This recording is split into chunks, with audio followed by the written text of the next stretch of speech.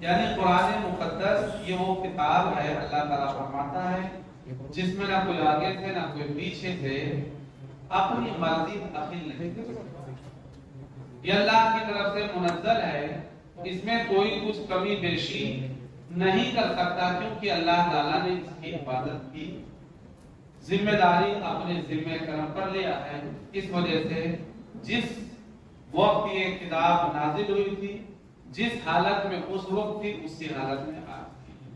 لاکھوں کوششوں کے باوجود زمانے بدلتے گئے، زمانے کی رفتار بڑھتی رہی، لوگ آتے گئے، کس نے لاکھ جتن کیے، لیکن قرآن پاک میں کوئی تحریف نہیں کر پایا۔ کیوں؟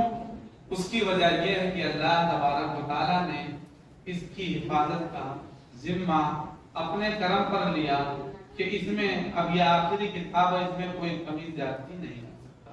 پہلے کی جو کتابیں تھیں اس کی حفاظت کی ذمہ داری امت کو کیا ہو؟ تو جب انبیاء کرام علیہ السلام کا زمانہ گزر گیا، تو جب بدمعاش لوگ آئے تو ان لوگوں نے کتاب میں اپنا من داخل کیا۔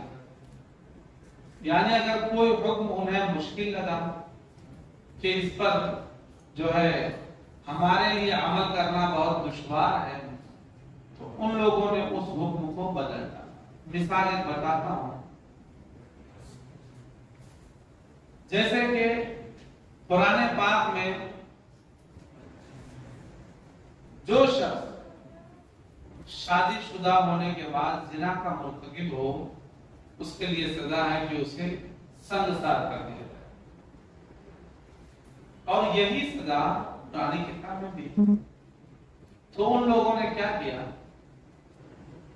یہ احکام بدلا بھی کیسے؟ ایک مرتبہ ان کے زمانے میں جب یہ بدلا گیا تو ایک بادشاہ تھا، اس کے بھائی نے زنا کا ارتکاب کیا۔ تو اس زمانے کے جو علماء تھے ان کتابوں کے، ان لوگوں نے کہا اس کو بھی سنسار کر دیا جائے کیونکہ اس نے زنا کا ارتکاب کیا۔ تو بادشاہ نے کہا یہ تو میرا بھائی ہے، اسے سنسار کیسے کر؟ تو اس زمانے کے علماء نے کہا کہ بھائی کتاب میں حکم تو یہی ہے۔ تو اس نے زور زبردستی سے اور لالچ لوگ سے کام لے کر کے صدقہ وغیرہ دلوا دیا اور اپنے بھائی کو بچا لیا۔ پھر جب کچھ سالوں کے بعد یہ غریب نے یہی کام کر دیا تو ان لوگوں نے کہا اس کو سنسار کرو۔ تو اس غریب کے خاندان والے آئے کہ اگر اس کو سنسار کرنا بے شک کر دو، لیکن پہلے بادشاہ کے بھائی، کیونکہ اس نے بھی زنا کیا تھا، اسے آپ لوگوں نے چھوڑ دیا، تو جتنا بڑا گناہ اس کا تھا اتنا ہی بڑا اس کا۔ ہماری طرف سے منع نہیں ہے کہ اس کو مت کرو، لیکن اس کو بھی کر دو، اس کے بعد اس کو کرو۔ جب تو ہم کرنے دیں گے اور اگر اس کو چھوڑے رکھو گے تو ہم نہیں کریں۔ پھر وہیں پر ان ظالموں نے اس حکم کو ختم۔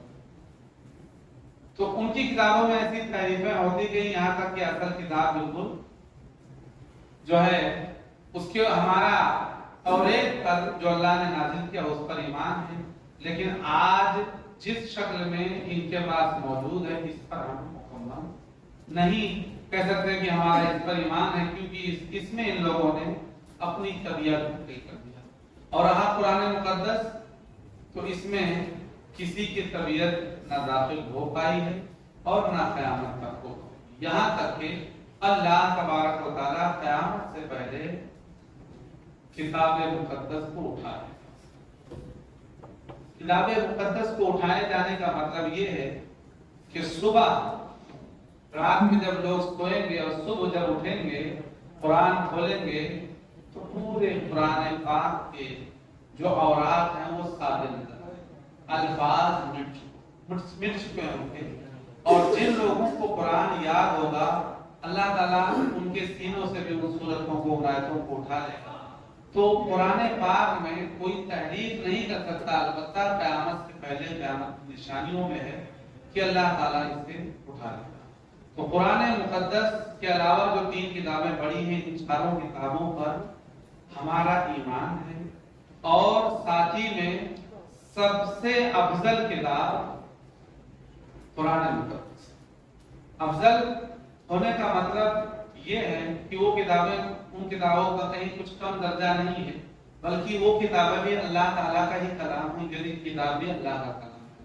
ثواب کے اعتبار سے قرآن مقدس کا پڑھنا زیادہ ہے، اور ورنہ تو وہ بھی اللہ کے ہی کلام سے ہیں۔ وہ کتابیں بھی ثواب کے اعتبار سے ہم قرآن جب پڑھتے ہیں تو اس کا ثواب ہمیں زیادہ ہے۔ جیسے کہ اس کی حدیث پاک میں تشریح آئی ہے، مولا علی رضی اللہ تعالیٰ عنہ فرماتے ہیں کہ جب تم باوضو نماز میں، یعنی نماز میں جب قرآن پاک کھڑے ہو کر کے پڑھتے ہو تو تمہیں ایک حرف کے بدلے 100 نیکیاں،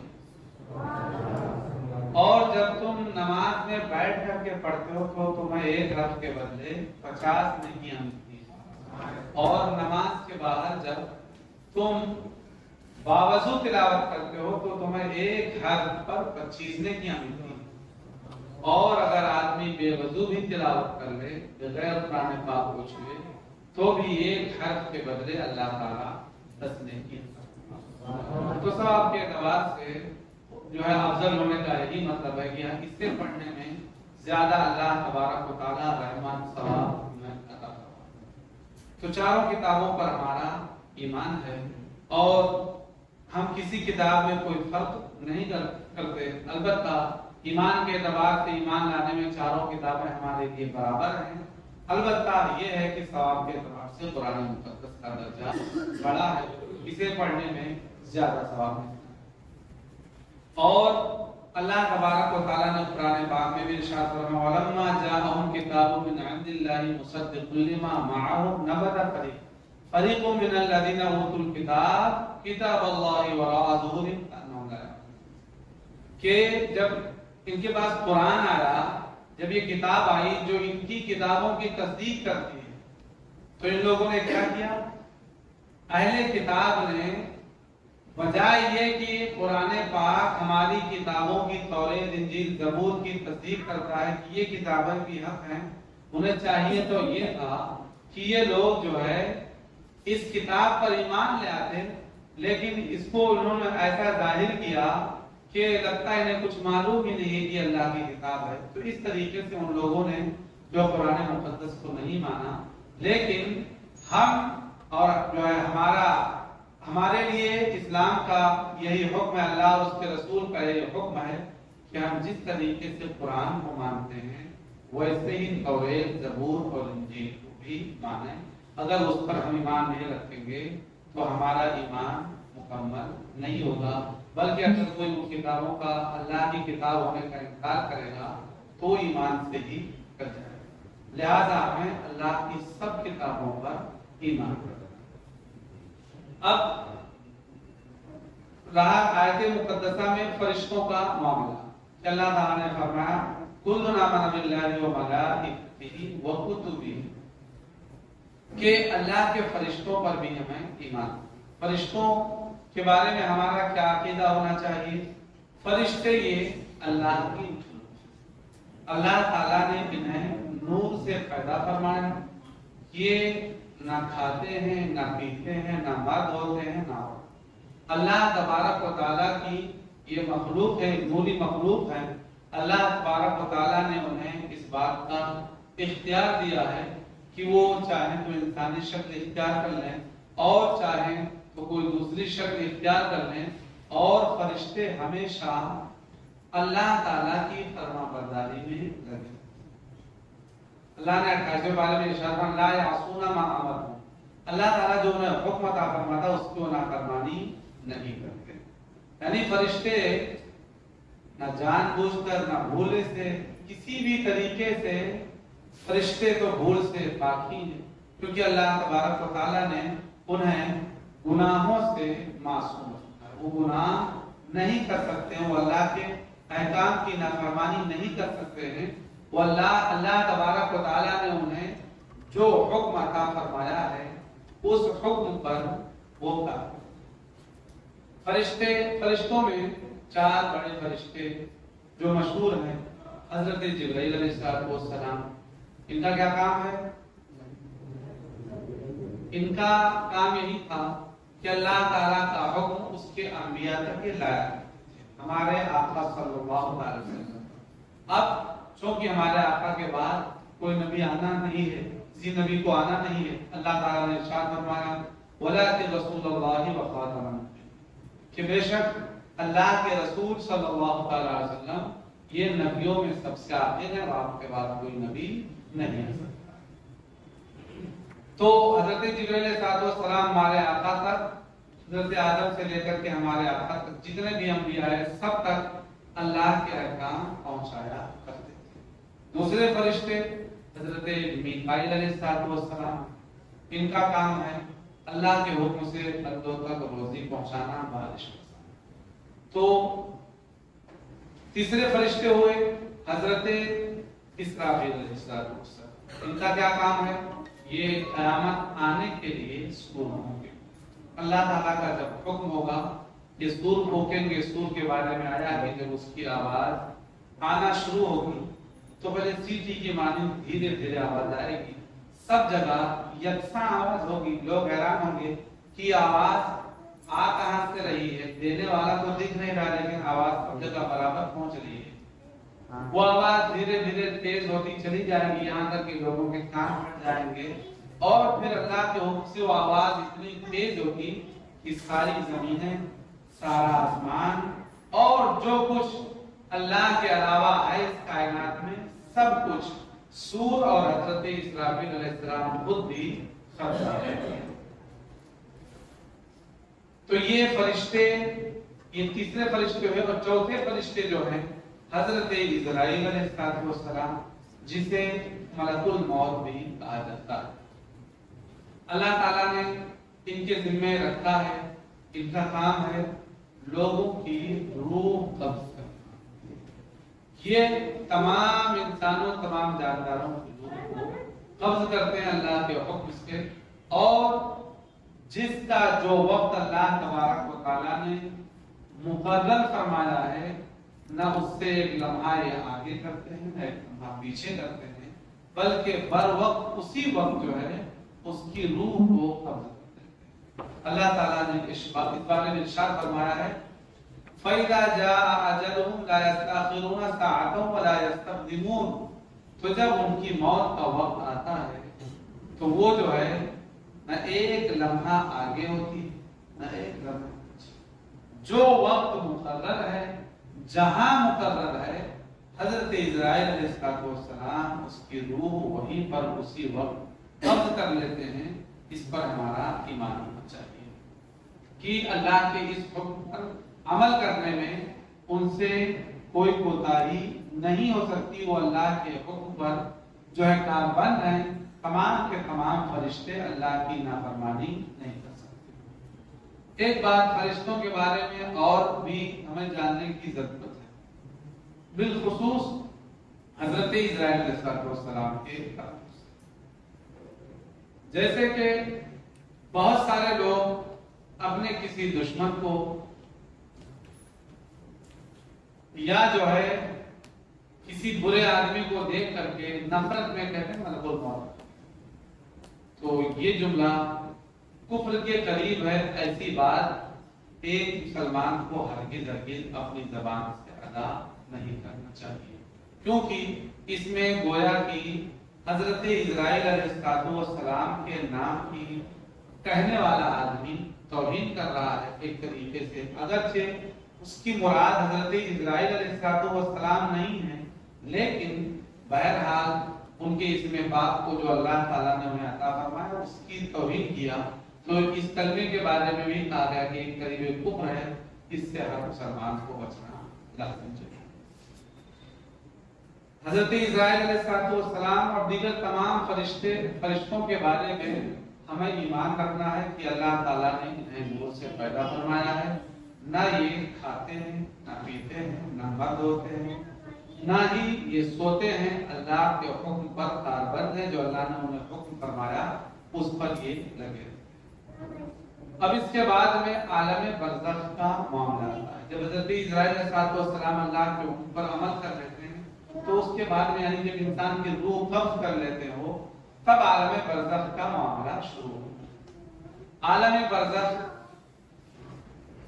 جب انسان اس عالم میں پہنچ جاتا ہے یعنی مرنے کے بعد میں تو وہاں پر چاہے آدمی قبر میں ہو یا جانور کے پیٹ میں ہو یا جل گیا ہو یا مچھلی کے پیٹ میں ہو یا سمندر کی تہ میں ہو جہاں کہیں بھی ہو اللہ کے فرشتے اس سے سوال کرنے کے لیے سوال کرنے والے فرشتوں کو کیا کہا جاتا ہے؟ منکر نکیر. کیا کہا جاتا ہے؟ منکر نکیر. یہ فرشتے بہت ہی ہیبت ناک ہوتے ہیں اور کافروں کو انتہائی بے دردی اور بھیانک انداز میں جھڑک کر کے اٹھاتے ہیں اور اس سے سوال کرتے ہیں کہ من ربوں کا تمہارا رب کون ہے؟ ما دینوں کا تمہارا دین کیا ہے؟ ما تقول فی حق ھذا الرجل تم سرکار دو عالم صلی اللہ علیہ وسلم کے بارے میں کیا کہتے ہیں؟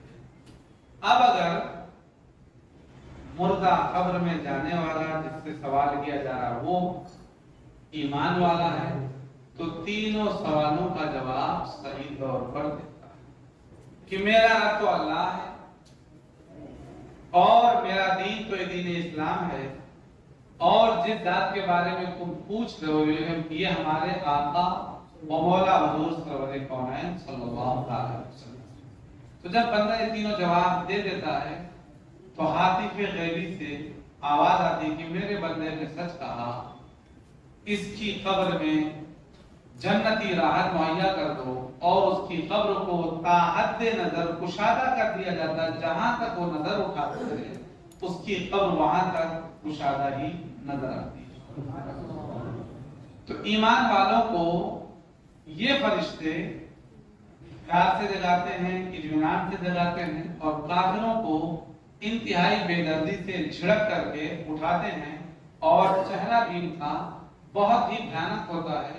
اس کے بارے میں حضرت ابراہیم علیہ السلام نے پوچھا تھا کہ موت کے فرشتے کے بارے میں یا منکر نکیر کے بارے میں کہ تم کس طریقے سے آتے ہو مومنوں کے پاس. تو انتہائی حسین و جمیل چہرہ ان حضرات نے حضرت ابراہیم علیہ السلام کو دکھایا کہ ہم اس شکل میں ایمانداروں کے پاس ایمان والوں کے پاس آئے. پھر آپ نے کہا جو ایمان والے نہیں ہیں کافر ہیں مشرک ہیں ان کے پاس کیسے آئے تو وہ شکل دکھاؤ. تو فرشتوں نے عرض کیا اے اللہ کے خلیل وہ شکل بڑی بھیانک ہے وہ ہم آپ کو نہیں دکھانا چاہتے. تو حضرت ابراہیم علیہ السلام نے ارشاد فرمایا نہیں میں دیکھنا چاہتا ہوں. تو جب اس شکل کو فرشتوں نے حضرت ابراہیم علیہ السلام کے سامنے کیا تو وہ اتنی بھیانک شکل تھی کہ روایتوں میں ہے کہ حضرت ابراہیم علیہ السلام بے ہوش ہو. یہ سب ان کا بے ہوش ہونا کہیں ان کے ڈر یا خوف کی وجہ سے ہرگز نہیں تھا. وہ بے ہوش ہونا بھی ہماری تعلیم کے لیے تھا کیونکہ اللہ تبارک و تعالیٰ کے انبیاء سے جب ایسے افعال صادر ہوتے ہیں تو یہ تعلیم امت کے لیے ہوتے ہیں. ورنہ تو انبیاء کرام علیہ السلام کو اللہ تعالیٰ نے ہر خوف سے نجات عطا فرمایا ہے. انہیں نہ دنیا کا کوئی خوف ہو سکتا ہے نہ آخرت کا کوئی خوف ہو سکتا ہے نہ عذاب کے فرشتوں کا کوئی خوف ہو سکتا ہے. ان کو اللہ تعالیٰ نے بے خوف کیا ہے. لیکن یہ ہماری تعلیم کے لیے تھا کہ ان کی شکل اتنی بھیانک ہوتی ہے تو ایمان والوں کو چاہیے کہ اپنے اعمال درست رکھیں تاکہ جو ہے ان کے پاس وہ فرشتے حسین و جمیل ہی شکل میں آئے. تو عالم برزخ میں آدمی جب جائے گا تو اس سے سوال پوچھا جائے گا. سوال کا جواب دینے پر انعام دیا جائے گا اور سوال کا جواب نہ دینے پر جو حدیث پاک میں مذکور ہے کہ کافر کہے گا ہا لا ادری ہائے افسوس میں تو کچھ جانتا ہی نہیں ہوں. جب یہ کافر کہے گا تو حاطف سے آواز آئے گی اس بندے نے جھوٹ کہا اسے جہنم کے عذاب. تو اس طریقے سے جو ہے جو کافر ہوں گے مرنے کے بعد ہی سے ان کی سزا کا عمل شروع ہو جائے گا، اور ایمان والوں کو جواب پر اللہ تبارک و تعالیٰ انہیں انعام اور تو عالم برزخ کے بارے میں ہمارا یہی عقیدہ ہونا چاہیے اور رکھنا ضروری ہے۔ اور ساتھ ہی ساتھ میں کوئی یہ نہ سمجھے کہ کوئی جب جل گیا تو پھر تو اس کا مسئلہ ختم ہو، ایسا نہیں ہے، بلکہ کوئی جل بھی جائے تو بھی روح کا تعلق بدن سے قائم ہے۔ جو اللہ تبارک و تعالی انعام اور اکرام عطا فرمائے گا بدن اور روح دونوں محسوس کریں گے، اسی طریقے سے جو سزائیں ہوں گی وہ بھی بدن اور روح دونوں محسوس کریں گے۔ اب روحیں کہاں رہیں گی مرنے کے بعد میں؟ تو مومنین کی روحیں ان کے اعمال کے مراتب کے اعتبار سے ہوں گی، کسی کی اس کی قبر پر، کسی کی آب زمزم کے کنویں میں، کسی کی آسمانوں پر، کسی کی عرش اعظم کے نیچے قندیلوں کی صورت میں، کسی کی اعلیٰ علیین میں۔ اس طریقے سے جس کا جیسا عمل اچھا ہوگا اس کی روح کو اللہ تبارک و تعالی اتنے ہی درجے میں بلند رکھے گا، اس کی روح کو اتنی ہی اچھی جگہ رہنے کے لیے ملے۔ اور جو کافر ہیں ان کی روحیں جو ہے چاہے برہوت، یہ یمن میں ایک نالا ہے اس میں رکھی جائیں گی، یا تو جو ہے سجین میں جو ہے رکھی جائیں گی، اس طریقے سے وہ ہمیشہ عذاب ہی میں رہیں گے۔ تو کوئی ہرگز یہ نہ سمجھے کہ آدمی مر گیا کہانی ختم، مرنے کے بعد ہی سے اصل کہانی شروع ہوگی انسان کی، جو اس دنیا میں اس نے عمل کیا ہے اس کے مطابق جزا یا سزا ملے گی۔ اور ایک بات یہ بھی یاد رکھنا چاہیے، تفسیر روح البیان کے اندر آیا ہے کہ ایک عام مومن جب انتقال کرتا ہے تو اس کا علم جو ہے علماء کے برابر ہوتا ہے مرنے کے بعد، اور علماء کا علم بہت زیادہ بڑھ جاتا ہے، اولیاء کا علم اور زیادہ بڑھ جاتا ہے، اس طریقے سے درجہ بدرجہ سب کا علم بڑھ جائے۔ تو مرنے کے بعد جہاں پر جس کی لاش ہوگی وہاں پر جب کوئی شخص جائے گا اگرچہ وہ کافر تو وہ آنے والوں کو دیکھے گا بھی، پہچانے گا بھی، ان کی باتیں بھی سنے گا۔ کیونکہ آپ نے اگر میدان بدر کا جو واقعہ ہوا ہے اسے کبھی پڑھا ہوگا یا سنے تو ہوں گے ہی کم سے کم، اس میں جب بدر میں کفار مارے گئے اور انہیں گڑھے میں ڈال دیا گیا، کنویں میں ڈال دیا گیا، چند دن سرکار دو عالم صلی اللہ علیہ وسلم وہاں پر ٹھہرے، اس کے بعد جو کافر مارے گئے تھے ان کا نام لے لے کر کے آپ نے فرمایا بتاؤ تم لوگوں نے اپنے رب کے وعدے کو کیسا پایا؟ ہم نے تو اپنے رب کے وعدے کو سچا پایا۔ تو حضرت عمر رضی اللہ تعالی عنہ نے عرض کیا کہ یا رسول اللہ یہ تو مر گئے، دو چند دن ہو گئے مر کر کے، اب ان سے کیا کلام کرنا؟ آقا کریم صلی اللہ علیہ وسلم نے ارشاد فرمایا یہ سنتے ہیں لیکن جواب دینے سے یہ معذور ہے، جواب یہ نہیں دے سکتے ہیں تو مردہ سنتا بھی ہے اور سمجھتا بھی ہے، دیکھتا بھی ہے، یہاں تک کہ جو ہے کافر بھی سنتے ہیں۔ جب کافر سنتے ہیں تو پھر مومنین کا کیا درجہ ہوگا؟ اور مومنین میں جو علماء ہیں، شہداء ہیں، صالحین ہیں، اولیاء ہیں، ان کا بھی کیا درجہ ہوگا؟ جیسے کہ صحابی رسول ایک صحابی ہیں جو حضرت ثابت بن قیس رضی اللہ تعالی عنہ، ان کا معاملہ یہ تھا کہ یہ تھوڑا کم سنا کرتے تھے۔ تو آپ جانتے ہیں کہ جو آدمی کم سنتا ہے وہ تھوڑی بلند آواز سے، کیونکہ اسے اس کے سامنے جب ہم بلند آواز سے بولتے ہیں تبھی وہ سمجھ پاتا ہے، سن پاتا ہے، تو اسی طریقے سے وہ خود بھی بلند آواز سے بولتا ہے۔ تو جب یہ آیت مقدسہ نازل ہوئی یا ایھا الذین آمنوا لا ترفعوا اصواتکم فوق صوت النبی ولا تجهروا له بالقول كجهر بعضكم لبعض ان تحبط اعمالكم وانتم لا تشعرون. اے ایمان والو، یا ایھا الذین آمنوا لا ترفعوا، اے ایمان والو اپنی آواز کو نبی کی آواز پر بلند نہ کرو، نہ نبی کو ایسے بلاؤ جیسے ایک دوسرے کو بلاتے ہو، ورنہ تمہارے اعمال خراب ہو جائیں گے اور تمہیں پتہ نہیں چلے گا، تمہیں احساس تک نہیں ہوگا. تو حضرت ثابت بن قیس رضی اللہ تعالی عنہ نے جب اس آیت کو سنا تو غم زدہ ہو کر کے گھر پر گئے. کئی دن تک مسجد نبوی شریف میں حاضر نہیں ہوئے. سرکار دو عالم صلی اللہ علیہ وسلم نے جب محسوس کیا تو فرمایا فلاں نہیں آ رہے ہیں. ایک صحابی نے عرض کیا کہ یا رسول اللہ کا حکم ہو تو میں جا کر کے دیکھتا ہوں کیوں نہیں آ رہے.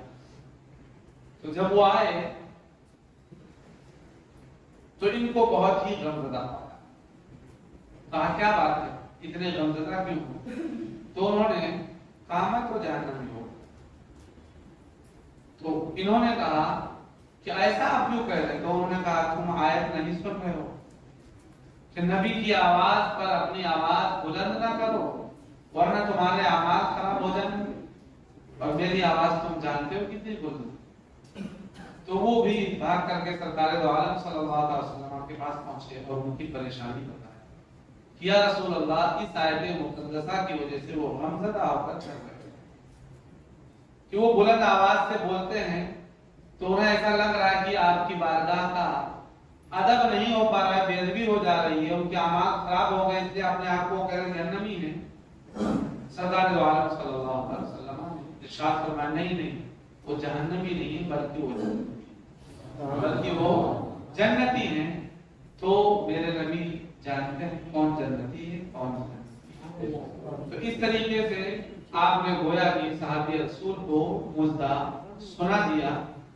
تو عزیزان ملت اسلامیہ یہی صحابی جب شہید ہوئے تو انہیں دفن کر دیا گیا. جب یہ شہید ہو گئے تھے تو ان کی زرہ ایک آدمی نے اتار لیا اور جا کر کے اس نے اپنے خیمے میں وہ زرہ رکھ دیا اور اس پر اونٹ تک جو ہے پالان اوپر سے رکھ دیا اور گویا کہ اس نے لے کر کے چھوڑ کر دیا.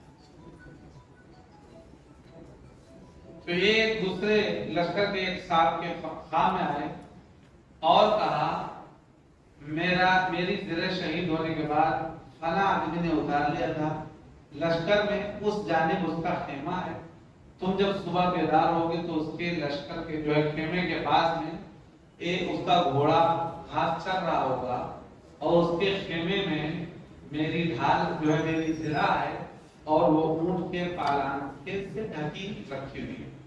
اور تم اسے ہرگز وہم نہ سمجھنا، اسے وہم نہیں سمجھنا بلکہ صبح جانا اور وہ زرہ اس سے لے لینا اور جا کر کے سیدنا صدیق اکبر رضی اللہ تعالی عنہ کو میرا سلام. وہ شخص بیدار ہوئے تو انہوں نے ابھی معمولی صحابی بھی نہیں اور انہوں نے نصیحت بھی کیا تھا کہ وہم نہیں کرنا، اسے حقیقت جاننا. وہ اٹھے اور جس جانب انہوں نے اشارہ کیا تھا وہاں پر گئے. دیکھا کہ خیمے کے باہر گھوڑا جہاد چل رہا ہے اور جب خیمے میں اس کے گئے تو اونٹ کے پالان سے زرہ ان کی ڈھکی رکھی. تو ایک صحابی جو شہید ہو گیا ہے وہ جان رہا کہ میرے شہید ہونے کے بعد میرے بدن سے زرہ کس نے اتارا اور کہاں رکھا، کیسے رکھا، اس کی جائے قیام کیا ہے، اس کا خیمہ کہاں ہے، کس طرف ہے، خیمے کے باہر کل کیا ہونے والا ہے.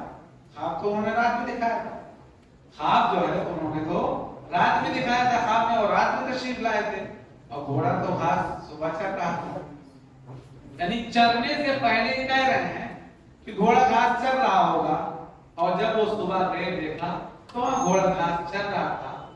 یعنی جو چیزیں ابھی نہیں بھی ہوئی ہیں ہونے والی ہیں، اللہ تبارک و تعالی اپنے حبیب کے صحابہ کو بھی وہ علم عطا فرمایا۔ تو خود حبیب پاک صلی اللہ علیہ وسلم کے علم کا کیا عالم ہوگا، اس کا تو کوئی اندازہ ہی نہیں کر سکتا۔ تو عزیزان ملت اسلام کا کہنے کا مطلب یہ ہے کہ جب انسان مر جاتا ہے، عالم برزخ میں بھی جاتا ہے، تو سب کچھ وہاں جانتا ہے، دیکھتا ہے، سنتا ہے، لیکن کافر مجبور کر دیے جائیں گے کہ جواب نہیں دے سکتے، اور مومنین میں سے بعض کو جو صالحین ہیں، اولیاء ہیں، اللہ تبارک و تعالیٰ انہیں اختیار عطا فرماتا ہے کہ وہ چاہیں تو کسی کو کچھ بتا بھی دیں، چاہیں تو کسی کو کچھ جواب بھی دے دیں، اور کسی کو کچھ نصیحت بھی کر دیں، اور جو کچھ وہ بتائیں گے وہ بالکل وہ بہو صحیح ہوگا۔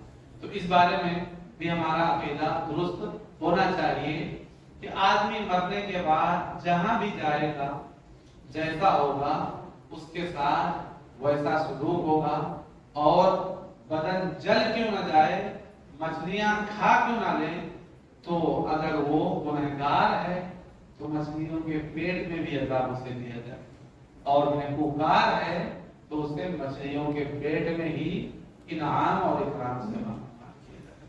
تو اس بارے میں ہمارا عقیدہ صحیح رہنا چاہیے۔ اب ایک چیز، ایک مخلوق اور ہے اللہ تعالیٰ کی مخلوقات میں، جن۔ فرشتوں کے بارے میں جو یہ عقیدہ رکھے کہ فرشتے کوئی الگ مخلوق ہے، دیکھی قوت کا نام ہے، تو یہ کفر ہے۔ ایسا ایمان اور عقیدہ رکھنے والا آدمی یہ کافر ہو۔ اور رہے جن، تو یہ آگ سے پیدا کیے گئے، جنوں میں اچھے بھی ہوتے ہیں، برے بھی ہوتے ہیں، لیکن ان میں بروں کی تعداد بہت زیادہ ہے، بروں کی تعداد بہت زیادہ ہے۔ سرکش جن کو ہی شیاطین کہا جاتا ہے، تو انہیں کوئی یہ ہرگز نہ کہے کہ یہ بڑی جو قوت کا نام ہے، بلکہ جن اللہ تعالیٰ کی مخلوقات میں سے ایک مخلوق ہے جسے اللہ نے آگ سے پیدا فرمایا ہے۔ ان میں نیک اور بد سبھی ہوتے ہیں، بدوں کی تعداد، بروں کی تعداد، کافروں کی تعداد اس میں زیادہ ہے۔ تو اس بارے میں ہمارا عقیدہ یہی ہونا چاہیے۔ کوئی لاکھ کے طرح کی جن کوئی چیز نہیں ہے، ہم اسے ہرگز نہیں مان سکتے، کیونکہ قرآن پاک میں اللہ تبارک و تعالیٰ نے اسے ارشاد فرمایا، قُلْ أُوحِيَ إِلَيَّ أَنَّهُ اسْتَمَعَ نَفَرٌ مِّنَ الْجِنِّ فَقَالُوا إِنَّا سَمِعْنَا قُرْآنًا عَجَبًا۔ کہ جب اللہ تعالیٰ نے قرآن نازل کیا اور جنوں کی ایک جماعت نے سنا، تو انہوں نے اپنے یہاں جا کر کے بتایا کہ ہم نے جو ہے عجیب و غریب کلام سنا ہے، اور یوں پھر بہت سارے اجنہ اللہ کے رسول صلی اللہ علیہ وسلم پر ایمان لائے۔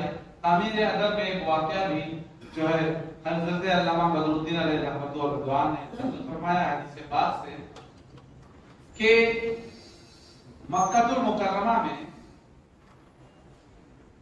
ابی ابن خلف کے بت سے، یا امیہ ابن خلف کے بت سے ایک دن ایک کافر جن آ کر کے بات کرتا ہے، اور اس نے سرکار دو عالم صلی اللہ علیہ وسلم کے بارے میں غلط باتیں کیا، کہ آپ کے نبوت کا انکار والی باتیں کیا۔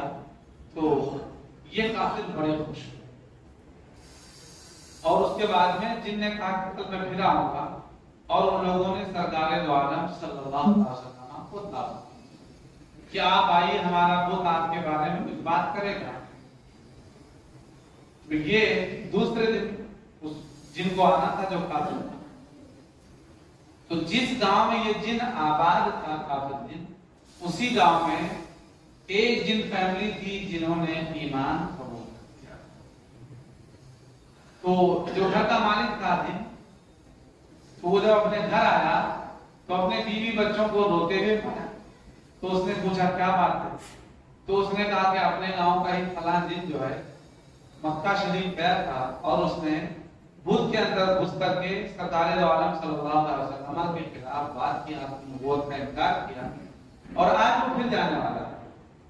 تو اس سے لوگوں کی ایمان میں خلل پیدا ہوگا کہ یہ بت کہہ رہا تو بات صحیح کہہ رہا ہے، ہم لوگ جو ہے سینکڑوں سال سے اس کو پوج رہے ہیں، تو ہمیں ایمان نہیں لانا چاہیے۔ تو اس جن کو بہت، جو ایمان والا جن تھا، اسے بہت غصہ آیا، اور اس نے تلوار اٹھایا اور اس جن کو مکہ المکرمہ پہنچنے سے پہلے ہی قتل، اور پھر جا کر کے اس بت میں خود گھس گیا، اور بدھ کے زبان سے بات کیا کہ اے مکے کے لوگوں، یہ اللہ کے سچے رسول ہیں، ان کا دامن تھام لو، ان کے پیچھے چلو، ان پر ایمان لے آؤ تو کامیاب ہو جاؤ گے، ورنہ اللہ تبارک و تعالیٰ مرنے کے بعد تمہیں جہنم میں کڑی سے کڑی سزا دے گا۔ تو جب یہ اس ایمان والے جن نے کہا تو یہ کافر تو الگ امید لگائے بیٹھے تھے، تو ان لوگوں نے اٹھا کر کے اس وقت کو پٹک پٹک کے توڑا۔ تو خیر جن یہ بدی کی قوت کا نام ہرگز نہیں ہے، بلکہ یہ اللہ کی مخلوق ہیں، میں نیک بھی ہوتے ہیں، برے بھی ہوتے ہیں، اور اس مخلوق میں ایمان والے بھی ہوتے ہیں، کافر بھی ہوتے ہیں۔ تو جو ایمان والے ہیں وہ قرآن و حدیث پر ایمان رکھتے ہیں، اللہ کے رسول صلی اللہ علیہ وسلم کی ذات پر ایمان رکھتے ہیں، اور جس طریقے سے ہمارا ایمان ہے اسی طریقے سے وہ بھی آقا کریم صلی اللہ علیہ وسلم پر، اللہ کی کتابوں پر، اللہ کے فرشتوں پر ایمان رکھتے ہیں۔ تو جن کے بارے میں بھی ہمارا یہی عقیدہ ہونا چاہیے۔